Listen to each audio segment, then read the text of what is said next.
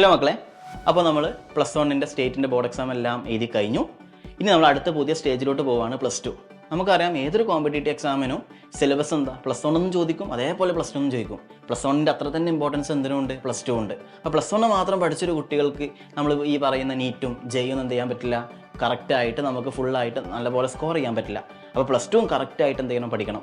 അപ്പോൾ +2ൻ്റെ ഈ ബോർഡ് എക്സാമിൻ്റെ കൂടെ തന്നെ എങ്ങനെ എൻട്രൻസ് ഫോക്കസ് ചെയ്യാം, ഏതൊക്കെ ടൈപ്പ് ചോദ്യങ്ങൾ ചെയ്യണം, എങ്ങനെ ടൈം നമുക്ക് മാനേജ് ചെയ്യാം എന്നുള്ള പല കാര്യത്തിൽ നിങ്ങൾക്ക് കുറേ ഡൗട്ടുകൾ ഉണ്ടാവില്ലേ. അപ്പോൾ നിങ്ങളുടെ ഈ ഡൗട്ടുകളെല്ലാം ക്ലിയർ ചെയ്യാൻ വേണ്ടിയിട്ട് സൈലത്തിൻ്റെ എല്ലാ ഫാക്കൽറ്റി ലൈനപ്പ് നിങ്ങൾ കാണാൻ വരുന്നുണ്ട്.